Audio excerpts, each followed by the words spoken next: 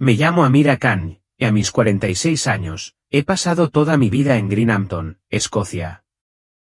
Desde fuera, mi vida parecía perfecta. Había construido una carrera exitosa como contable y tenía la suerte de tener un marido devoto, Ruan, y 3 hijos maravillosos, Nadia, nuestra reflexiva hija de 14 años, Adi, nuestro curioso hijo de 11 años, y Farah, nuestra vivaz hija de 9 años. Éramos una familia unida no solo por el amor, sino por una fe profunda e inquebrantable. Para mí, el Islam no era solo una religión, era la esencia misma de mi identidad. Era mi brújula, mi guía y la base sobre la que se construía toda mi vida. Me había propuesto vivir mi fe en todos los aspectos de mi rutina diaria, rezaba 5 veces al día, ayunaba cada Ramadán con una devoción inquebrantable y hacía donaciones generosas a la caridad. También tuve la suerte de poder hacer la peregrinación a la Meca 2 veces, lo que para mí fue una fuente profunda de orgullo y satisfacción espiritual. En nuestra comunidad, me había ganado una reputación por mi habilidad para recitar el Corán con belleza y reverencia. A menudo me pedían que dirigiera reuniones de oración y enseñara los versículos sagrados a los niños. Para mí, la fe nunca fue un asunto privado. Estaba entretejida en cada conversación, cada interacción y cada acción. Incluso tuve el privilegio de ayudar a 2 de mis colegas a abrazar el Islam, algo que yo llevaba como una insignia de honor, una prueba de la fuerza de mi propia creencia. Ruan y yo estábamos decididos a criar a nuestros hijos como musulmanes ejemplares. Les inculcamos la importancia de la oración regular, la modestia y la necesidad de evitar las distracciones mundanas. Cada decisión que tomaba como madre estaba guiada por la creencia de que estas enseñanzas nos llevarían a la salvación eterna. Mi vida era un reflejo de lo que yo creía que era el camino recto, el camino de la devoción a Alá y los principios del Islam. Pero, a pesar de toda esa devoción exterior, había momentos, tranquilos e inquietantes, en los que la duda se apoderaba de mi mente. Eran el tipo de pensamientos que no me atrevía a expresar en voz alta, ni siquiera a Ruan. En la quietud de la noche, cuando la casa estaba en silencio y el sueño me eludía, me quedaba despierta, mirando al techo, lidiando con preguntas incómodas, ¿cómo podía un Alá misericordioso condenar a personas buenas y bondadosas al castigo eterno simplemente porque no eran musulmanas? No me parecía justo. ¿Y por qué, en una fe que enfatizaba la justicia, se daba menos valor a las mujeres en cuestiones como el testimonio y la herencia? Sabía las respuestas que me habían enseñado, que la sabiduría de Alá estaba más allá del entendimiento humano, que su justicia era absoluta, pero aún así, las dudas persistían. Eran pequeñas, como espinas bajo mi piel, y por mucho que intentara ignorarlas, persistían, minando silenciosamente la certeza que alguna vez había sentido. Un día, mi hija mayor, Nadia, me hizo una pregunta que me atravesó el corazón. Su mejor amiga, Chloe, era una chica amable y generosa, pero Chloe no era musulmana. Mamá, preguntó Nadia inocentemente, ¿por qué Chloe iría al infierno? Es una buena persona. Ofrecí la respuesta que siempre me habían enseñado, que creer en la religión equivocada llevaría a la condenación eterna. Pero cuando las palabras salieron de mis labios, sentí un vacío inquietante. Era como si estuviera tratando de convencerme a mí mismo tanto como estaba tratando de convencerla a ella. Cambié rápidamente de tema, pero el peso de la pregunta de Nadia se instaló pesadamente en mi pecho, una carga que se negaba a sacudirse. A pesar de estas dudas persistentes, la vida continuó. El ritmo de mi fe, los rituales diarios de oración y devoción, mantuvieron las preguntas a raya, o al menos las sometieron por un tiempo. Luego, en la mañana del 10 de abril, la vida siguió con su rutina habitual.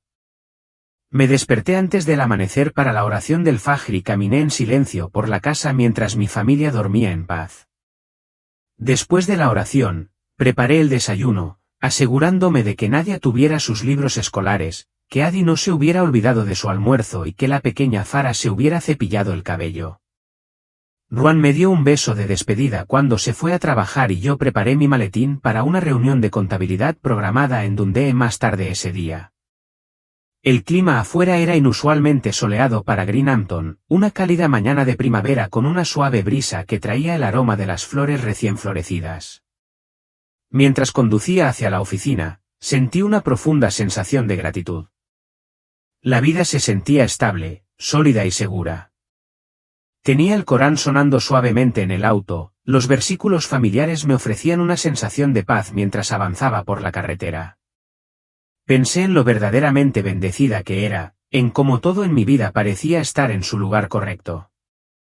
Pero cuando me disponía a incorporarme a la autopista principal, algo me llamó la atención, un gran camión que transportaba tubos de acero, con su carga precariamente apilada y mal asegurada.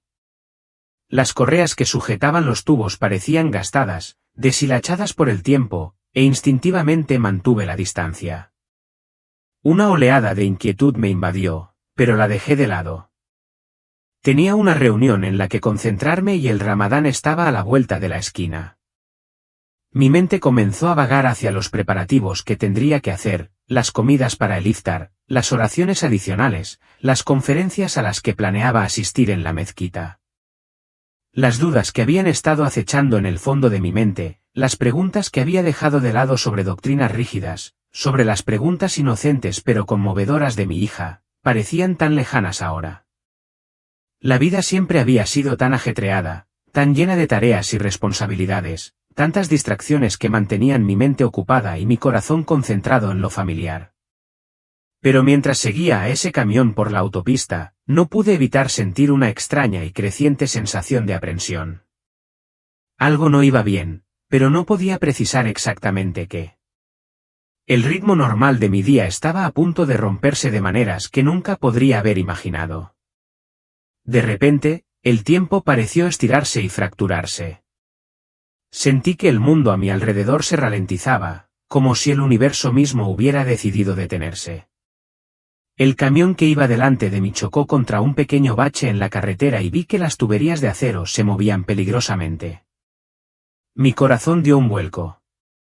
Antes de que pudiera reaccionar, una de las correas deshilachadas que sujetaban la carga se rompió con un sonido agudo y repugnante, y las tuberías rodaron hacia adelante, su movimiento parecía en cámara lenta mientras se deslizaban hacia la parte trasera del camión. Mis reflejos entraron en acción.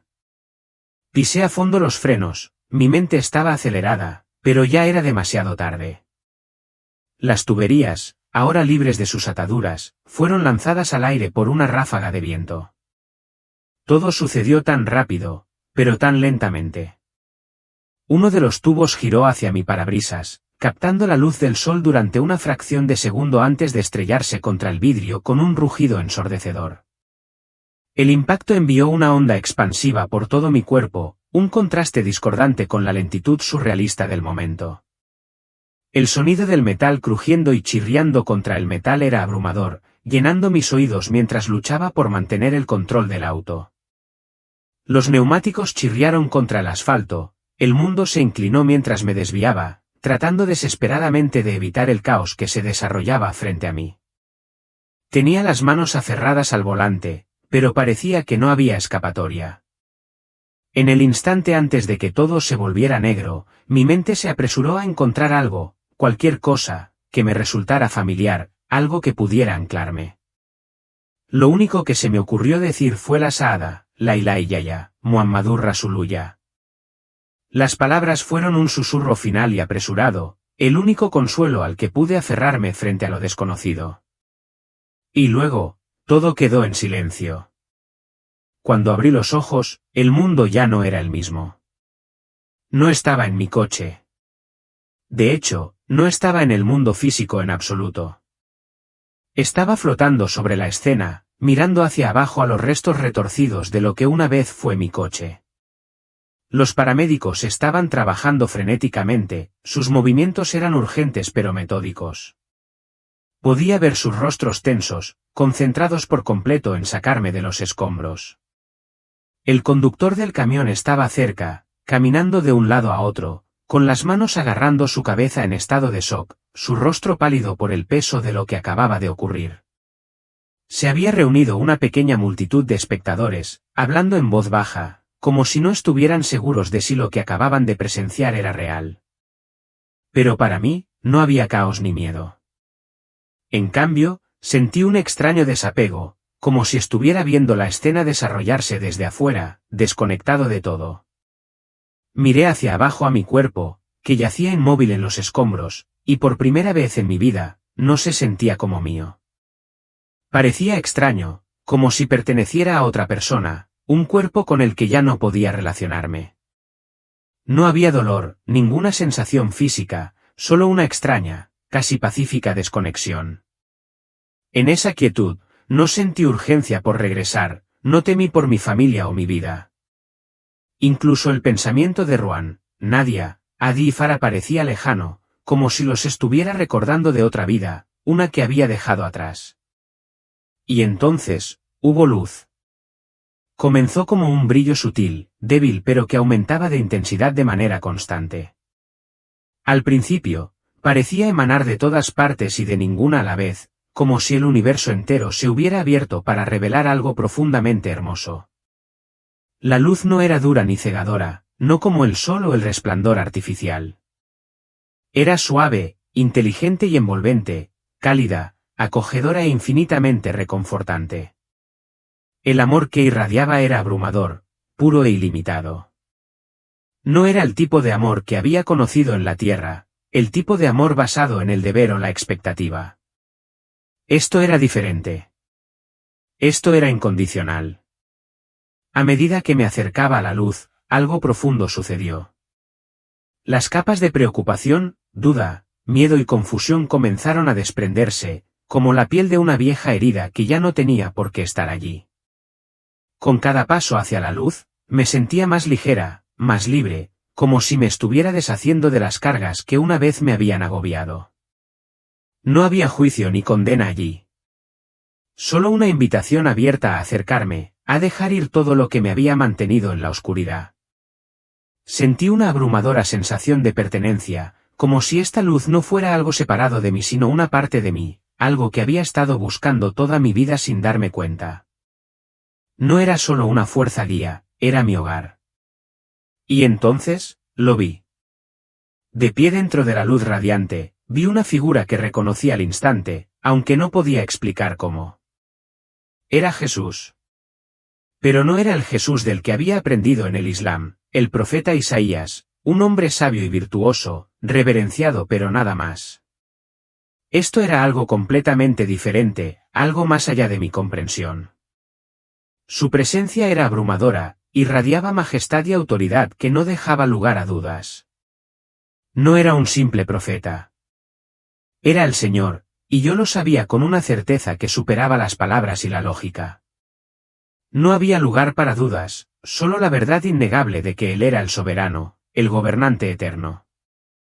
Sus ojos se clavaron en los míos y, en ese instante, sentí como si me viera por completo, cada pensamiento, cada acción, cada miedo y duda ocultos que alguna vez había albergado. Sin embargo, en lugar de condenación, todo lo que sentí fue amor. Era un amor tan profundo, tan puro, que me hizo caer de rodillas, no con miedo, sino con reverencia, con asombro. No habló en voz alta como estamos acostumbrados a escuchar él habla. Más bien, la comprensión fluyó directamente a mi alma. Era como si estuviera revelando la verdad de quién era él, de quién era yo y la realidad de todo lo que había creído hasta ese momento. No necesitaba palabras para entender, su sola presencia comunicaba todo lo que necesitaba saber. Las doctrinas a las que me había aferrado, los rituales que había practicado, las creencias que habían formado los cimientos de mi vida, todo empezó a desmoronarse ante mí. Parecían tan pequeñas, tan incompletas en presencia de esta verdad infinita. Vi lo frágiles que eran en comparación con la abrumadora realidad de quién era Jesús. Por primera vez en mi vida, me sentí completamente libre. Mientras estaba allí, la luz que rodeaba a Jesús se hizo más brillante, casi cegadora, y con ella llegó una sensación de claridad que nunca había conocido. Me sentí expuesta, como si cada parte de mí, cada momento de mi vida, hubiera quedado al descubierto. Pero no había vergüenza en ello. Solo había verdad, y la verdad se sentía como libertad. Sin hablar, Jesús comenzó a mostrarme mi vida, no como recuerdos fragmentados, sino como una historia única e ininterrumpida. Cada momento de mi vida, cada acción, cada pensamiento, se mostraba ante mí con perfecta claridad. Podía ver no solo las acciones externas, sino las intenciones y motivaciones detrás de ellas. Era como si estuviera reviviendo mi vida, pero ahora con una honestidad inquebrantable que nunca antes me había permitido ver. Vi los momentos en que me había dedicado a la oración, al ayuno, a enseñar a otros sobre el Islam. Sin embargo, al mirar más profundamente, vi que mucho de lo que había considerado fe en realidad estaba arraigado en el orgullo. Había juzgado a los demás con dureza, creyéndolos perdidos simplemente porque no eran musulmanes. Había descartado su bondad, su sinceridad, como si no tuvieran sentido porque no seguían exactamente mis creencias. Me vi enseñando a mis hijos que los no musulmanes estaban destinados al infierno, transmitiéndoles la misma arrogancia espiritual que me habían inculcado. Estas revelaciones me desgarraron, me lastimaron profundamente. Pero no había ira en la mirada de Jesús, no había condenación. Solo había amor y un suave pesar por el dolor que había causado tanto a mí como a los demás. Luego vinieron una serie de visiones que destrozaron todo lo que creía saber. Jesús comenzó a mostrarme los orígenes del Islam, y lo que vi era muy diferente de la versión de la historia que me habían enseñado. Vi la vida de Mahoma con perfecta claridad, sus luchas y dudas al descubierto. En la cueva de Hira, donde recibió por primera vez lo que él creía que eran revelaciones divinas, no vi al ángel Gabriel, sino entidades oscuras y engañosas disfrazadas de luz. Su influencia era sutil, pero su manipulación era innegable. Distorsionaban verdades, alimentando las ideas de Mahoma que luego se convertirían en la base del Corán. Vi cómo estas entidades usaban el miedo, la ambición y la manipulación para moldear la religión, convirtiéndola en un sistema de rituales y reglas que mantenían atados a sus seguidores en lugar de conducirlos hacia Dios. Fui testigo de los momentos de duda de Mahoma, de sus intentos de justificar sus acciones alegando autoridad divina. Los acontecimientos que antes había racionalizado, el matrimonio con Aisha, las redadas, las ejecuciones de los críticos, me fueron mostrados con una crudeza que no dejaba lugar a la negación. Me di cuenta de que lo que había pasado mi vida defendiendo no era la verdad, sino un engaño cuidadosamente construido. A medida que se desarrollaban estas revelaciones, Jesús comenzó a mostrarme la realidad espiritual detrás de las prácticas que tanto había apreciado. Los 5 pilares del Islam, que yo había creído que eran el fundamento de mi fe, se me revelaron como rituales huecos, vacíos, carentes del amor y la verdad que había estado buscando todo el tiempo. Las oraciones diarias que había realizado tan meticulosamente ahora se revelaron ante mí como repeticiones vacías, un mero ritual centrado en una deidad distante e incognoscible en lugar de una verdadera relación con Dios. Mi ayuno durante el Ramadán, que yo creía que purificaba mi alma, se reveló como nada más que un ejercicio físico, un acto que me distraía de comprender mi hambre espiritual más profunda por Cristo. Incluso el Hajj, que había considerado el pináculo de mi devoción, se mostró sumido en la oscuridad. La Meca, una vez un símbolo de santidad en mi mente, se reveló como un lugar de opresión espiritual, donde millones se reunían en una adoración sincera pero equivocada. Una de las revelaciones más sorprendentes llegó cuando Jesús me mostró el verdadero simbolismo del hijab. Lo había usado fielmente, creyendo que era un signo de mi obediencia a Dios y una protección contra la corrupción del mundo. Pero ahora, lo vi como lo que realmente era, un velo espiritual, una barrera que me había impedido ver la verdad sobre la salvación. No era solo un trozo de tela, representaba las capas de falsedad que habían nublado mi visión, impidiéndome ver el profundo amor y sacrificio de Jesús. La modestia que tanto había valorado se había convertido, de hecho, en una cadena que me ataba a un sistema que se centraba en las apariencias externas en lugar de la transformación interior. A pesar de todo esto, la presencia de Jesús permaneció inquebrantable. Su amor fue constante. No me impuso estas verdades, sino que las reveló con delicadeza, permitiéndome llegar a comprenderlas por mí mismo. El dolor de darme cuenta de esto fue inmenso, pero también estuvo acompañado de una profunda sensación de libertad. Por primera vez, vi mi vida y mi fe como realmente eran, no con condenación, sino con claridad. Y en esa claridad, comencé a comprender la inmensidad del amor de Dios y la simplicidad de la salvación que había pasado toda mi vida sin alcanzar. Estando en presencia de Jesús, sentí un cambio profundo dentro de mí. La luz que lo rodeaba se intensificó, llenando cada parte de mi ser con una verdad que no podía negar ni resistir. Sin palabras, comenzó a revelar la realidad de su crucifixión y resurrección, verdades que había rechazado e incluso rechazado durante toda mi vida. No fue un evento histórico distante, sino una experiencia inmersiva que tocó las partes más profundas de mi alma. Lo vi en la cruz, su cuerpo quebrantado, el peso del pecado de la humanidad presionándolo. Sentí la agonía que él soportaba, no solo el dolor físico, sino la carga espiritual de la separación de Dios Padre. Era abrumadora, pero irradiaba un amor tan puro y desinteresado que apenas podía comprenderlo. En ese momento, comprendí la profundidad de su sacrificio. No era solo un hombre acusado falsamente o un profeta incomprendido. Era el Salvador del mundo, que voluntariamente entregó su vida por la redención de toda la humanidad. Entonces, presencié la resurrección, no como un evento distante del que alguna vez me había burlado, sino como una victoria tan poderosa que resonó en toda la existencia. La presencia de Jesús permaneció firme mientras se desarrollaban estas visiones, cada una de ellas profundizaba mi comprensión de su amor y sacrificio. Cada visión del futuro de mis hijos me atravesaba el corazón. Vi su sinceridad, su devoción y su deseo de agradar a Dios, todas cualidades que podrían haberlos llevado a la verdad, pero que estaban siendo mal dirigidas por las creencias que yo había sostenido tan firmemente. Sofía, con sus recitaciones tranquilas y su profundo sentido del orgullo, estaba pasando las mismas cadenas que una vez me habían atado. La confianza de Ame, aunque admirable, se basaba en un fundamento que finalmente se desmoronaría. La alegría y la inocencia de Elena estaban ensombrecidas por un velo de ceguera espiritual, una barrera que le impedía experimentar la plenitud del amor y la gracia de Dios.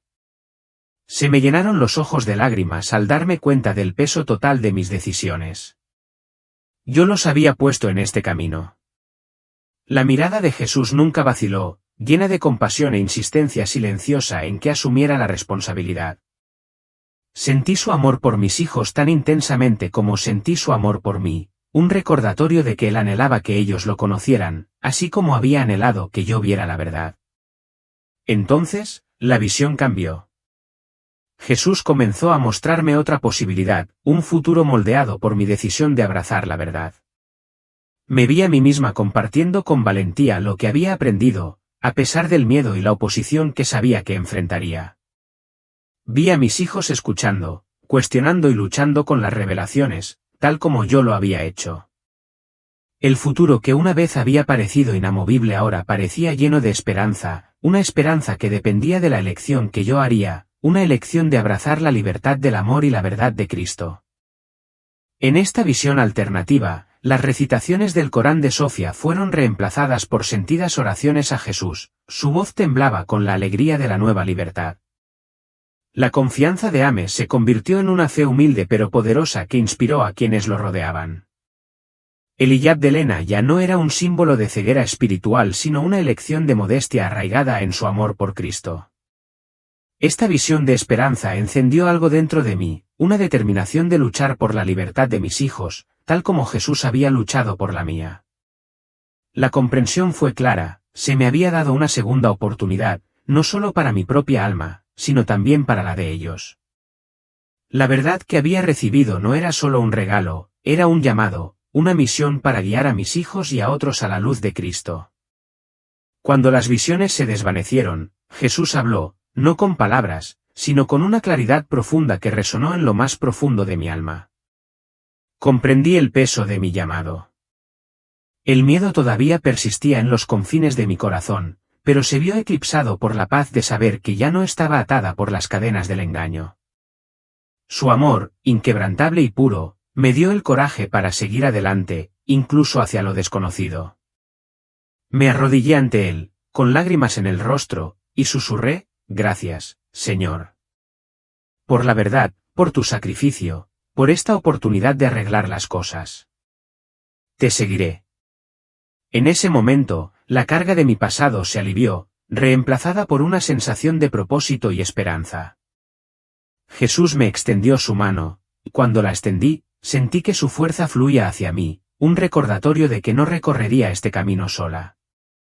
Durante mucho tiempo, las vidas de mis hijos parecían plenas en apariencia, seguras en su comunidad, respetadas por su piedad, pero ahora veía que sus almas estaban agobiadas por el mismo vacío que yo había sentido pero que nunca había reconocido.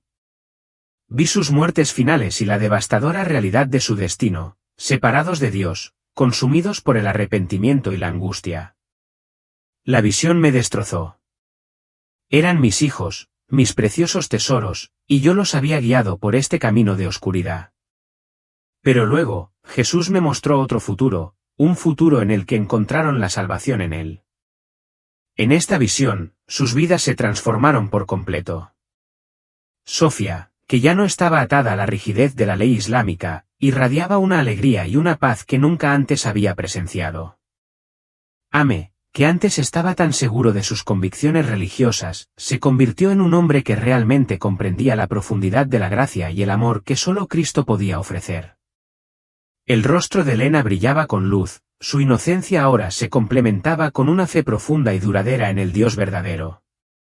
En ese futuro, eran libres, verdaderamente libres, y la paz que los rodeaba era diferente a todo lo que había imaginado. Las lágrimas corrían por mi rostro mientras estas visiones se desvanecían, y un gran peso se apoderó de mi corazón. Sabía, sin que nadie me lo dijera, que tenía un papel que desempeñar para guiarlos a la verdad. No se trataba de obligarlos a creer o convencerlos con argumentos. Se trataba de vivir una vida que reflejara el amor y la gracia de Cristo. Se trataba de compartir mi historia, sin importar el costo, y confiar en que Dios obraría a través de mí para llegar a sus corazones. El amor de Jesús por mis hijos era abrumador, pero no se detuvo allí. Él comenzó a revelar su amor por los musulmanes en su conjunto, no como un grupo sin rostro, sino como individuos, cada uno profundamente conocido y querido. Vi que su corazón se rompía por ellos, por su sinceridad y devoción que habían sido mal dirigidas por mentiras. Mi corazón también comenzó a romperse con el suyo, y supe que la misión era mucho más grande de lo que jamás había imaginado. Este llamado no era simplemente cambiar las vidas de mi familia, sino ser un vehículo de amor para todos aquellos que todavía estaban atrapados en la oscuridad. El sacrificio de Jesús, su amor, su gracia, no eran solo para mí o mis hijos, sino para todas las personas. Él me había mostrado el camino, y ahora yo debía compartir esa luz con otros, incluso si el camino por delante estaba lleno de desafíos. Cuando las visiones se desvanecieron por completo, una profunda quietud se apoderó de mí. El amor de Cristo, vasto y abarcador, llenaba cada parte de mi ser. Y en esa quietud, supe que mi vida nunca volvería a ser la misma. Se me había dado el don de la verdad, y era hora de compartir esa verdad con el mundo. Vi cuánto anhelaba que ellos conocieran la verdad, que experimentaran la libertad y la alegría que solo Él podía ofrecer. Su amor no disminuyó cuando lo rechazaron. En todo caso, pareció hacerse más fuerte, más decidido.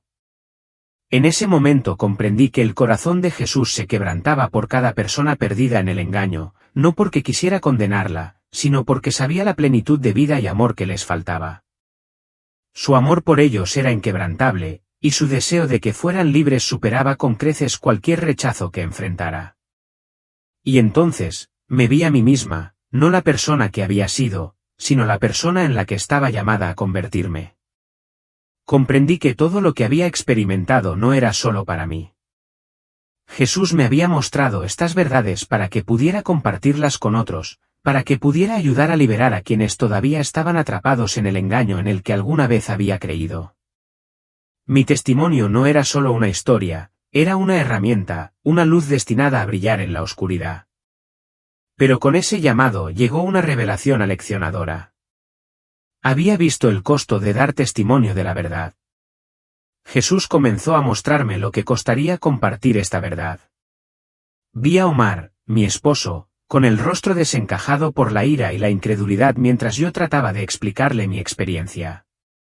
Vi cómo ponía a nuestros hijos en mi contra, usando las mismas enseñanzas que yo les había inculcado para convencerlos de que me había extraviado. Vi que la comunidad de la que había formado parte, la gente con la que había orado, de la que había aprendido y en la que había confiado, me rechazaba. Me tildaban de apóstata. Algunos me miraban con lástima, otros con disgusto y otros con odio absoluto. La vida que había construido, el respeto y el amor que una vez conocí, desaparecerían. Sin embargo, mientras observaba cómo se desarrollaban estas dolorosas escenas, el amor y la presencia de Jesús me dieron fuerzas. No me prometió que sería fácil, pero me aseguró que nunca estaría sola. Su luz me guiaría, su amor me sostendría y su verdad sería mi fundamento. Comprendí que este camino requeriría sacrificio, pero en su presencia, supe que el costo valía la pena. Finalmente, él habló, no con palabras, sino con una claridad que resonó en lo más profundo de mi alma. Me dijo que mi tiempo aquí, en este lugar de luz y verdad, estaba llegando a su fin. Tenía que regresar al mundo, a mi vida, y compartir lo que había visto. Habría desafíos, pero también habría esperanza, almas esperando escuchar la verdad, vidas listas para ser transformadas por su amor. Cuando la luz a mi alrededor comenzó a desvanecerse, sentí que un profundo sentido de propósito se instalaba dentro de mí. Esta era mi misión. Mi llamado. Y lo llevaría a cabo, sin importar el costo, porque ahora conocía la verdad. Una vez que has encontrado la verdad, no hay vuelta atrás. Cuando abrí los ojos, el techo blanco estéril del hospital se enfocó. Los sonidos de los monitores que emitían pitidos y las voces apagadas llenaban la habitación, pero todo se sentía distante, como un eco desvanecido del mundo que había dejado atrás. Mi pecho subía y bajaba con una firmeza que desafiaba la lógica. Estaba viva después de haber estado clínicamente muerta durante 15 minutos, con heridas que deberían haber sido fatales. Había regresado y las primeras palabras que salieron de mis labios, espontáneas e imparables, fueron, Jesús es el Señor. Omar, mi esposo, estaba sentado junto a mi cama, con los ojos llenos de lágrimas mientras se inclinaba hacia mí y apretaba mi mano con fuerza. Alandulilla, estás viva, dijo con la voz cargada de emoción. Pero su alivio rápidamente se convirtió en confusión mientras procesaba mis palabras. ¿Qué dijiste?, preguntó, apretándome más fuerte como si tratara de anclarme a la realidad que él entendía. Lo repetí, más suave esta vez, pero no menos segura. Jesús es el Señor. El silencio que siguió fue pesado, cargado con la tensión de nuestros diferentes mundos en colisión. Vi la confusión y la incredulidad en sus ojos, pero también vi la chispa de algo más, algo incierto, pero abierto. Sabía que esto era solo el comienzo, no solo para mí, sino para él, para mis hijos y para todos aquellos que todavía estaban en la oscuridad. Había regresado, no solo de la muerte, sino de las cadenas del engaño que una vez me habían atado. Y ahora, mi vida estaba dedicada a compartir la verdad que había encontrado. Había visto lo que podría ser, lo que debería ser. Y lucharía para ver esa visión convertida en realidad, sin importar el costo. Los días que siguieron fueron un torbellino. Los médicos dijeron que mi recuperación era milagrosa, incapaces de explicar cómo había sobrevivido sin daño cerebral ni discapacidades físicas duraderas. Pero la verdadera lucha apenas estaba comenzando. Cuando traté de compartir mi experiencia con Omar, su confusión inicial dio paso a la ira. Exigió que dejara de decir esas blasfemias, acusándome de estar delirando o traumatizada. Has pasado por algo terrible, dijo, con la voz tensa por la frustración. Pero esto no es real.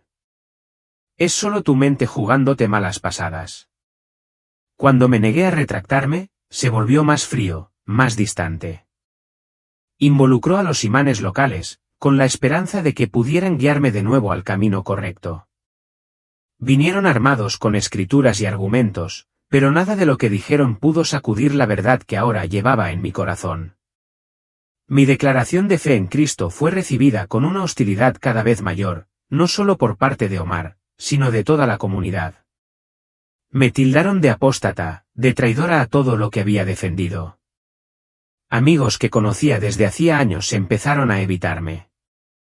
La gente cruzaba la calle para no hacer contacto visual.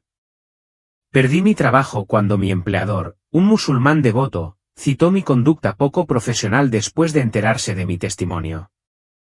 Las redes sociales se convirtieron en un campo de batalla de mensajes de odio, algunos instándome a que me arrepintiera, otros amenazando mi vida directamente. Ante este rechazo, me sentí más sola que nunca. Pero incluso en los momentos más oscuros, sentí la presencia de Jesús. Su amor y su seguridad eran como una llama constante dentro de mí, guiándome a través de la tormenta. Y entonces, justo cuando pensaba que lo había perdido todo, encontré una nueva familia, una que nunca esperé. A través de un contacto que había oído mi historia, me presentaron una pequeña iglesia secreta para exmusulmanes.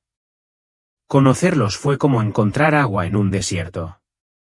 Cada uno de ellos llevaba sus propias cicatrices por haber abandonado el Islam, pero también llevaban una fe profunda y duradera en Cristo que era inspiradora y humilde. Sus historias reflejaban las mías, sueños, visiones y experiencias cercanas a la muerte que los habían llevado a la verdad.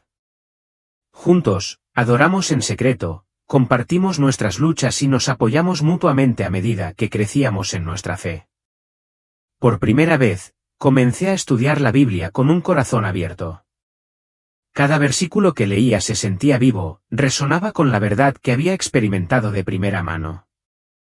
Vi el amor y el sacrificio de Jesús de una manera que iba mucho más allá de lo que las palabras podían transmitir. No era solo un libro, era la palabra viva de Dios, una guía para mi nueva vida. A pesar de la paz que encontré en Cristo, la parte más difícil fue ver a mi familia alejarse cada vez más de mí. Omar trasladó a nuestros hijos a una escuela islámica más estricta, lo que limitó mi tiempo con ellos y llenó sus mentes con historias sobre cómo su madre había perdido el rumbo. Sofía, mi hija mayor, parecía desgarrada, su corazón todavía blando pero en conflicto por la enseñanza con la que había crecido. Siempre dispuesto a defender la fe, se enojaba cada vez que yo trataba de hablarle. Y la pequeña Lena, con sus preguntas inocentes y su dulce sonrisa, simplemente preguntó, «Mamá, ¿puedo amar a Jesús y a Alá?». Sus palabras me rompieron el corazón, pero también me dieron esperanza.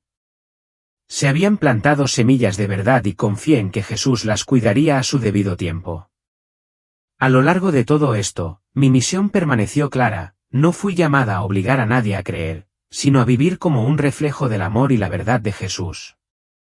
Mis oraciones se volvieron constantes, no solo por mis hijos, sino por Omar, mis amigos e incluso la comunidad que se había vuelto contra mí. Oré para que se les abrieran los ojos, para que se les ablandara el corazón y para que el amor de Cristo los alcanzara como me había alcanzado a mí. Mientras estoy sentada aquí ahora, compartiendo mi historia con ustedes, siento una paz inquebrantable. Mi vida ya no se trata de rituales o reglas, se trata de una relación con el Dios vivo. El camino no ha sido fácil y el costo ha sido grande, pero la recompensa es aún mayor. Conocer a Jesús me ha dado una libertad y una alegría que no puedo guardar para mí. Si mi historia ha tocado tu corazón, te animo a que explores su amor por ti mismo.